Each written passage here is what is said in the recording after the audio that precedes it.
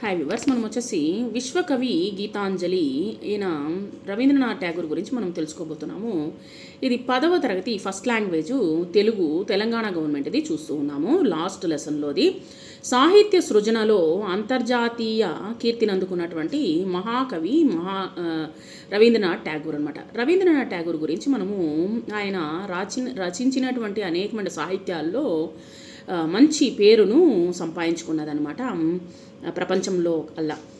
కవిగా, రచయితగా, తత్వవేత్తగా, సంగీతజ్ఞుడిగా, చిత్రకారుడిగా బహుముఖ ప్రజ్ఞను ప్రదర్శించినాడు ఆయన. రచయిత కావచ్చు, లేదా తత్వవేత్తగా కావచ్చు, లేదా సంగీతజ్ఞుడు కూడా ఆయన అనమాట.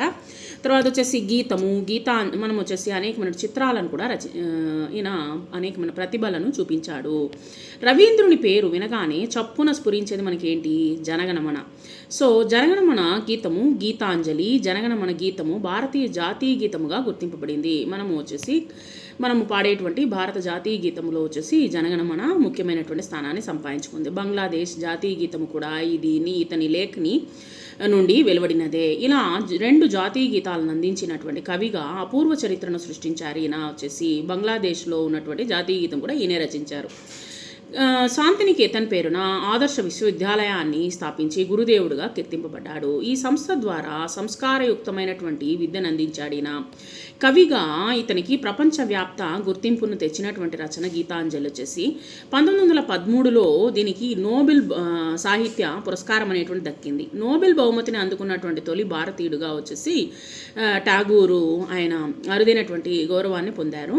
గీతాంజలి భారతీయ భాషల్లోకి మాత్రమే కాక ఎన్నో విదేశీ భాషల్లో కూడా అనువదించబడింది ఈ యొక్క గీతాంజలి అనేటువంటి కావ్యాన్ని.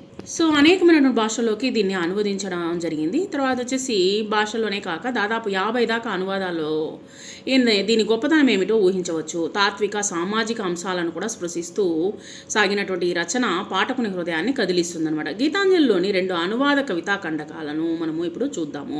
దీన్ని చలం అని ఆయన రాశారు. ఎక్కడ మనసు నిర్భయంగా ఉంటుందో, ఎక్కడ మనుషులు తలెత్తి తిరుగుతారో, ఎక్కడ జ్ఞానం విరివిగా వెలుస్తుందో, అంటే ఎక్కడొచ్చేసి మనసు నిర్భయంగా ఉంటుందో అంటే భయం లేకుండా ఉంటుందో, మనుషులు తలెత్తి తిరుగుతారో, ఎక్కడ జ్ఞానం విరివిగా వెలుస్తుందో, సంసారపు గోడల మధ్య ఎక్కడ భాగాల క్రింద ప్రపంచం విడిపోలేదో, ఎక్కడ సత్యాంతరాళంలో నుంచి పలుకులు బయలు వెడల్తాయో, ఎక్కడ అలసట నెరగని శ్రమ తన బాహువుల్ని పరిపూర్ణత వైపు జాస్తుందో, ఎక్కడ నిర్జీవమైనటువంటి ఆచారపు టెడారిలో స్వచ్ఛమైనటువంటి బుద్ధి ప్రవాహం ఇంకిపోకుండా ఉంటుందో, ఎక్కడ మనసు నిరంతరం వికసించేటువంటి భావాల్లోకి, కార్యాల్లోకి నీచే నడపబడుతుందో, ఆ స్వేచ్ఛా స్వర్గానికి తండ్రి నా దేశాన్ని మేల్కొలుపు. అంటే ఇక్కడ వచ్చేసి అప్పుడు భారతదేశంలో వచ్చేసి స్వతంత్రం కోసం పోరాడుతున్నటువంటి రోజులు అనమాట. ఆ యొక్క స్వతంత్ర భారతదేశంలో వచ్చేసి స్వతంత్రము కోసము పోరాడుతున్నటువంటి రోజులు అనమాట. కాబట్టి అప్పుడు వచ్చేసి భారతీయులు ఎవరు స్వతంత్రులు కారు. వారికి మంచి జ్ఞానాన్ని లేకపోతే వచ్చేసి వాళ్ళకు వచ్చేసి భయం అనేటువంటిది లేకుండా చాలామంది భయపడుతూ ఉండేవాళ్ళు అనమాట బ్రిటిష్ వాళ్ళని చూసి. ఆ భయాన్ని పోగొట్టడం కోసము, తర్వాత వచ్చేసి ఎక్కడ భయం లేకుండా మనుషులు తలెత్తి తిరుగుతారో, జ్ఞానాన్ని సంపాదించుకుంటారు. అప్పుడు చదువు అనేటువంటి చాలా తక్కువగా ఉండేది. కొంతమంది మటుకే డబ్బు ఉన్నటువంటి వాళ్ళ మటుకే, గొప్ప వ్యక్తుల మటుకే చదువుకునేవాళ్ళు.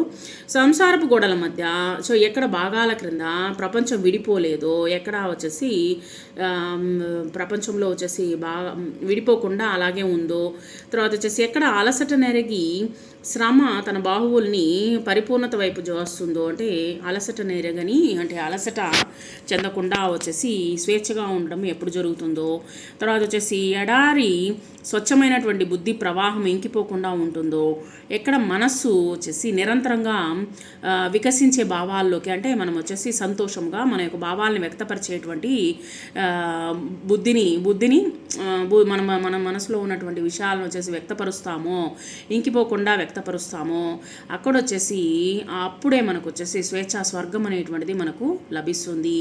ఈ దేశాన్ని మేల్కొలుపు అంటూ ఈయన రచనలు ఉన్నాయన్నమాట. తర్వాత వచ్చేసి నా హృదయంలోని పేదరికాన్ని సమూలంగా తొలగించు ప్రభు అంటూ ఇదే నా ప్రార్థన.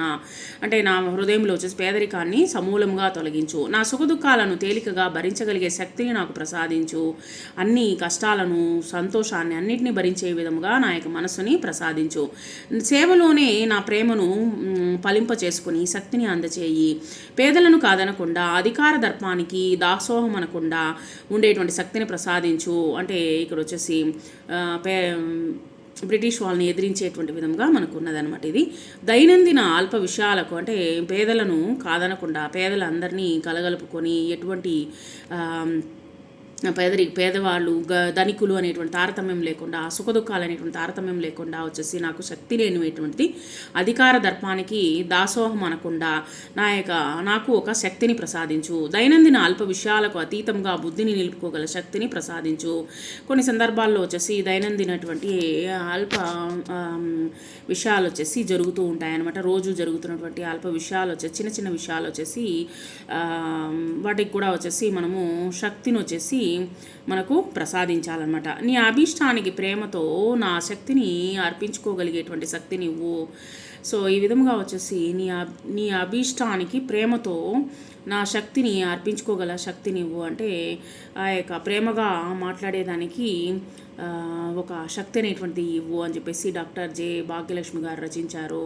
ఇక్కడ వచ్చేసి ఈ విధంగా వచ్చేసి మనకు ఈయన రచించినటువంటి దాన్ని అనువదించడం జరిగిందనమాట. ఈ విధంగా అనువాదానికి తెలుగులో అనువదించడం జరిగింది గీతాంజలిని. దాంట్లో ఉన్నటువంటి 2 పద్యాలు మనము చూసాము.